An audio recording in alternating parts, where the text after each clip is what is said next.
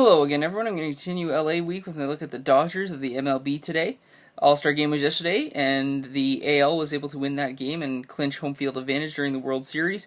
But when you look at the current division leaders, the Dodgers and the Angels are both leading their respective divisions, so if the second half goes as planned for both those teams, home field advantage might not really matter when it comes to the World Series because the two LA teams could be facing off against each other. So we'll see what happens as the second half starts and gets going. First, I'm going to look at the pitching staff of the Dodgers, since we did have two pitchers from their pitching staff representing the All-Star game with Zack Greinke and Clayton Kershaw. Last night during the All-Star game, they combined for 3 innings pitched with 5 strikeouts. Really good performance from those guys, and a great 1-2 punch for this pitching staff going forward. So far this season, they have combined for a 14-8 record and already have 266 strikeouts as a pairing, which is fantastic. If you can have a 1-2 punch that has the ability to potentially have 500 strikeouts over the course of the season from just 2 guys, that's fantastic. If you could get that out of four starters, that'd be great. But you could potentially get that out of 2. First I'll look at Greinke, since he was the one who did start for the NL last night. He's got a 1.39 ERA, which is fantastic. 8-2 record and 106 strikeouts. And then Kershaw's got a 6-6 record with a 2.85 ERA, so his numbers aren't exactly the same as Greinke's, but he's already got 160 strikeouts. So barring injury and him having a successful second half, Kershaw potentially, I think he has the ability to get to 300 strikeouts over the course of a season, which is a milestone that is hard to reach, and you don't see happen very often. You do see guys that'll throw 250, 260 strikeouts over the course of a season. And I think 250 is something that he can easily get to. 300 would just be a crazy milestone, which would be a nice achievement for him to get to. But I definitely think these two guys as a pairing could get to 500 strikeouts. But we'll see what happens as the second half gets going. Looking at some other pitchers for the team, Anderson, Frias, and Bolsinger will be the 3 guys to talk about first. Anderson and Frias both have a 5-5 record. Anderson's got a 3.12 ERA with 74 strikeouts, and then Frias has a 4.39 ERA with 40 strikeouts.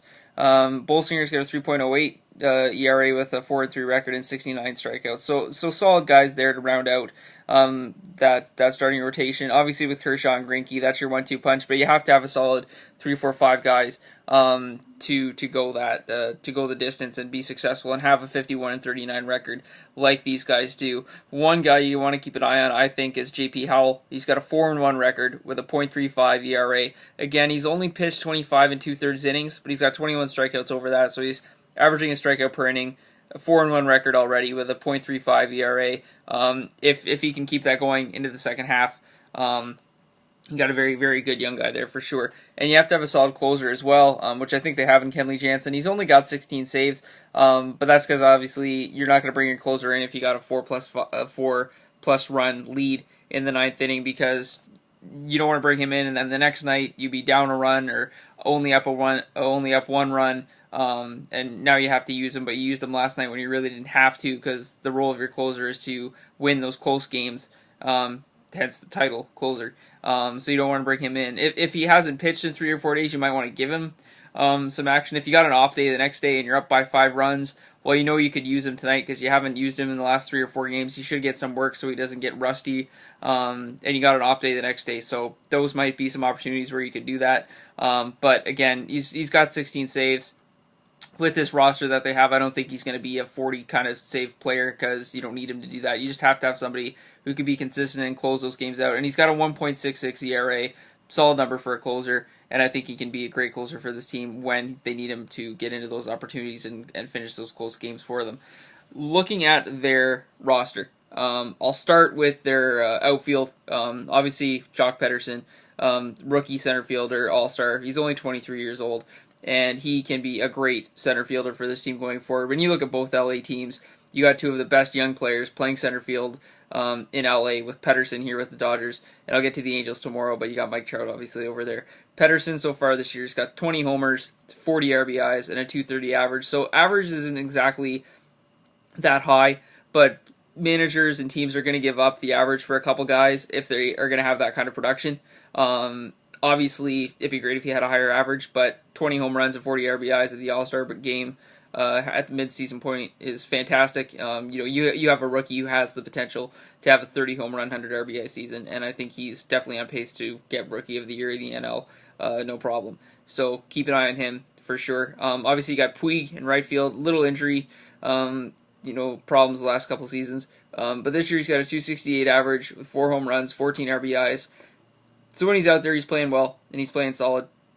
When you look at the left field position, obviously Carl Crawford getting hurt at the beginning of the season had a bit of an effect on the team, but Ethier is playing the left field position very well for them. He's listed as a right fielder, but I think with how the other left fielders on their depth chart have been playing, I think Ethier definitely needs to be on the field, and you got to find a way to have him in your lineup because he's got a 281 average with 10 homers and 31 RBIs.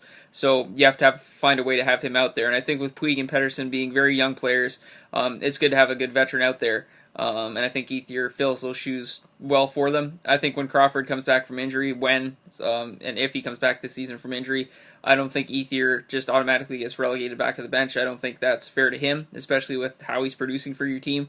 And I think it might be safer to ease Crawford back into the lineup, especially if you're playoff bound and gonna aim for a deep playoff run. You don't want to bring Crawford back in there and play him really hard throughout September, and then you get to the playoffs and the injuries that he's had have resurfaced or something like that. So you might want to ease Crawford back in and use him as a pinch hitting role or something like that, or have Ethier play the first 6 innings and then bring Crawford in, or vice versa.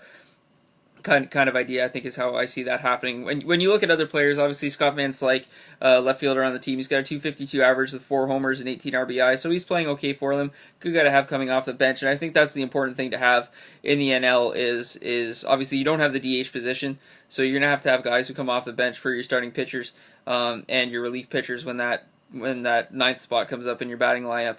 You're going to have guys who can come in, and they're going to have to take guys out of the game, and I think that's what's going to allow this team to be successful is bringing, if you bring Van Slyke in the 6th or 7th inning for a pitcher, you bring Ethier out, that's going to allow Ethier to be healthier come September. And I think that's important. Same with other veterans on this team. When you look at the infield, we'll talk about Howie Kendrick and Jimmy Rollins, obviously the second baseman and shortstop position for them, both having great seasons with this team. Kendrick's got a 292 average, so he's leading all players on this team in average sense for guys who play regularly. He's got a 292 average with 7 homers and 37 RBIs. Rollins' average is a little low, 213, but he's got 8 homers and 29 RBIs as well as 7 stolen bases. So him and Kendrick has 4 stolen bases as well. Those two guys give you a little bit of a speed dimension to your offense, which I think is important to have. Looking at third baseman position, Justin Turner has been having a fantastic first half of the season. He's got a 300 average with 11 homers and 38 RBIs, as well as Alex Guerrero has also been having a fantastic first half with a 244 average with 10 homers and 30 RBIs. Alberto Quiaspo is kind of the veteran of that group. When you look at the third baseman position, he's got a 229 average with a homer and 12 RBIs. But I definitely see Turner getting a lot more playing time come this second half if he continues on the production rate that he's going to. He definitely should be getting some playing time as well as Guerrero, for sure. This team's going to be successful as far as these young kids can take him and these veterans can take him, and the guys who are producing are the guys that deserve the playing time and are going to get it. So I definitely see Turner getting some playing time in the third baseman position for sure. Looking at the first baseman position, I'll finish off with catcher position with Yasmani Grandal, who was at the All-Star game. But the first baseman, Adrian Gonzalez, one of the 5 All-Stars on this team, very deserving. He's got a 283 average with 17 homers and 53 RBIs. Like I said with Pedersen, his average is only 230, but his production is very, very well. And you're gonna give up an average for production like that from time to time. Gonzalez has both. He's got a great average as well as 17 homers and 53 RBIs. So Gonzalez is definitely on pace for a 30-homer, 100 RBI season, again, barring injury or anything catastrophic like that happening. Very, very solid player there. And Grandal's a good catcher for this team as well. He's got a 282 average with 14 homers and 36 RBIs. Up until a few years ago, the catcher position, in my opinion, wasn't really one where you looked for a power player. But with guys like Russell Martin and Buster Posey and the Molinas, who have that aspect in their offensive game where they have the potential and the ability to go and get you 20 home runs from the catcher position. I think the catcher position has kind of been revamped and relooked at on what you want. Obviously, you want a guy who can have a very good arm to throw out base stealers and can control a game and work with young pitching. But I think the aspect of their bat is becoming more and more apparent and more important to teams. And I think Grandal's playing well for this team. He's on pace to have a 20 home run season for this team as well, and I think this team is going to be very successful going forward. Like I said, they got a 51-39 record and are currently leading the NL West. As long as they play solid over the last 72 games, I think if they go 40-32, get to 90-plus wins, 91 wins overall, I think they can win this division. Really, it's going to be the Giants that are going to compete with them for this division. The Padres and Rockies are both having a rough seasons, and I think that's going to continue. The Diamondbacks could potentially have a great second half and pull an upset here and be a dark horse in this division, but I definitely think it's going to come down to between the Giants and the Dodgers. And if the Dodgers can play well in the second half, I definitely think this is their division to lose. I think their 1-2 punch with Greinke and Kershaw is fantastic. You got a great outfield with Pederson and Puig. Your first baseman Gonzalez is definitely on pace for a 30 home run, 100 RBI season. And all your other position players are playing to their strengths and producing for your team in a way that is going to allow you to be successful and play well into the second half. So those are my thoughts on the Dodgers. Thank you again all for listening, and you can follow me on Twitter at GHAM614. And I will be continuing LA Week tomorrow with the other MLB team, the Angels. Thanks again. Bye-bye.